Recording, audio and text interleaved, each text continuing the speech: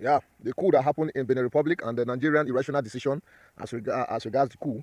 You know that on Sunday we heard the news and that there's a coup ongoing in Benin Republic. But to me, I felt let the dust settle. Let's be sure of what we are talking about before we also chip in our own analysis. You see, um, the coup that was attempted in Benin Republic was foiled by the Nigerian military capability. Now that alone have you know have kind of that is an encroachment against the sovereignty of what of Benin Republic, because Nigeria has no capability to go to encroach into another person's sovereign land in the name of trying to foil a coup. Regardless of how you feel about it, there are process and protocols, and they sign treaties to respect sovereignty. And so, by the time Nigeria uh, disobey that law and encroach their territorial integrity to just because they want to go and foil a coup, it's called for a sober reflection of the kind of leaders we have in office. And that is why I said we have irrational leaders. Since the inception of this government, there are trends of mistakes. Trends of mistake. They make one mistake or the other. They make mistake before they come back and correct themselves. For instance, on July 2023, this attempt was also made. Tinubu wanted by all means to attack Niger without first meeting his own House of Representatives, without debating about it. He wanted to push Nigeria into war.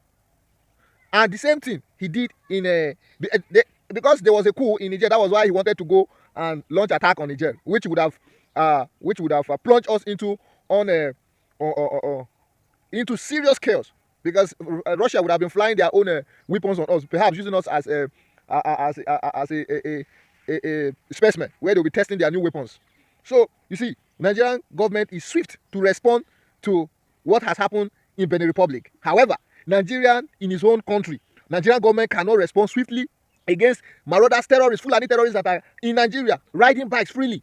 They have their own territory. They've taken over. Okay, let me tell you something. Do you know that these terrorists have taken over people's land? They have renamed it. They have been made kings in those areas. But each time the Nigerian official comes on national television to speak, we tell you that why they cannot bomb them is because of casualty. The question is, why are they defending these terrorists? Which casualty are they talking about? These guys have taken over. They have chased people to IDP camps, and they are taking over these villages. They have renamed them. They have built on top. They are staying there. This is on record. But people are telling us that you don't want to attack them because of casualty and because of the victim that they've kidnapped. Rather, you are going to pay them or negotiate with them so that they will release those victims. But even at that, your negotiation started since when Buhari came into office. For over 6 years now, you have been negotiating with these terrorists. For the terrorists to reduce, it's rather increasing and increasing. So Nigeria have the firepower. Hey, God of mercy. Nigeria have the military prowess to rush and go and help other country. You want to go show busybody on top of another person's problem. This man, Talon, the president of Benin Republic, he changed constitution, and after completing his 10 years, so he changed constitution. That is what? That is democratic coup that this man conduct. After he changed constitution, he now placed himself. He make it that he's going to remain in office for 7 years. That 7 years, there's no time limit. He can decide to stay in office like Pobia. This is how dictators originate. But Nigerian government rush to go and protect him. When he commits a what? He commits a democratic coup. Nobody sees it, and that is a problem. And that is why we are telling everybody. It is. I don't know of Nigeria because I know that the military cannot, perhaps they cannot be able to take over. Perhaps that's the reason why he's gallivanting. But let me tell you that Talon is not safe.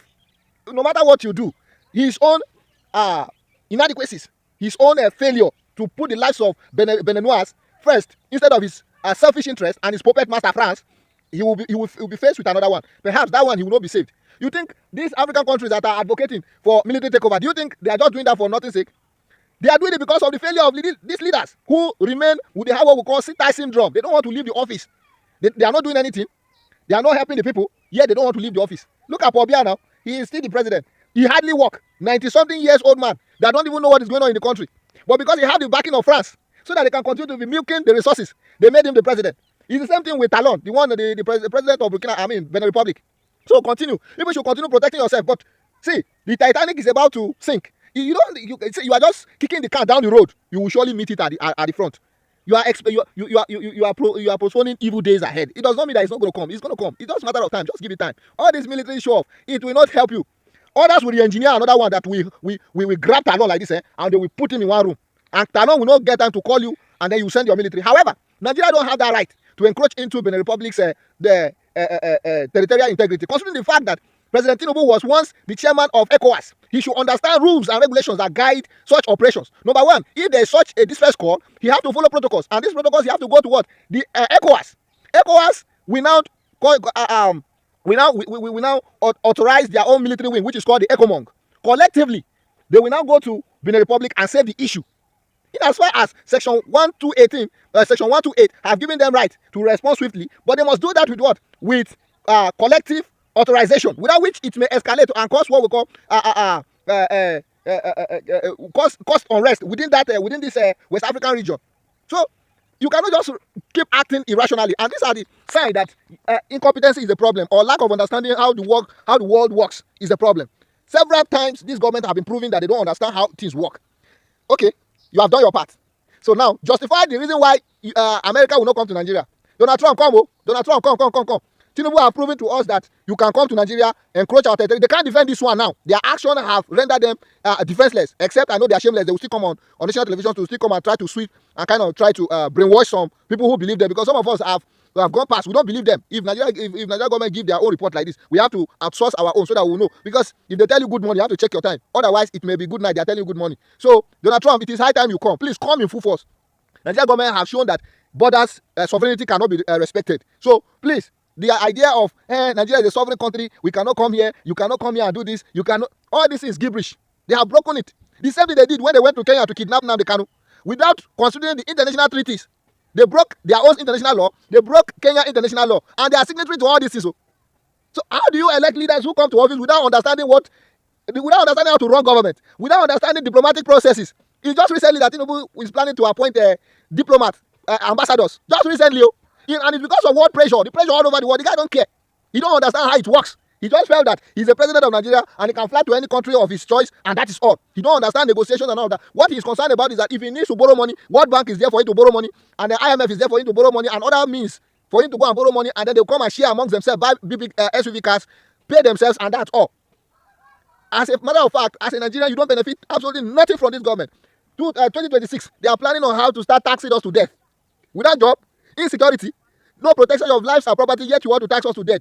Please, America, please, Donald Trump, this is the high time you come swiftly and help us wipe out these terrorists that have been protected, because this action have already proven to us that you guys do this intentionally. So when terrorists attack and they are riding bikes, 500, 1,000 terrorists on bikes, they have their camps, and the Nigerian government have this fighter jet, and fighter jet will not locate them, but they can go to Benin Republic and go and scare those who are fighting for their own revolution. They want to have the government that speaks for them.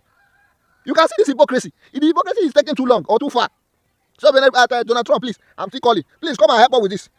Since we don't encroach other people's boundary, you guys should expect the same thing. It will become vice versa. Thank you for watching. Please do well to share this video and let it get to everyone. Bye.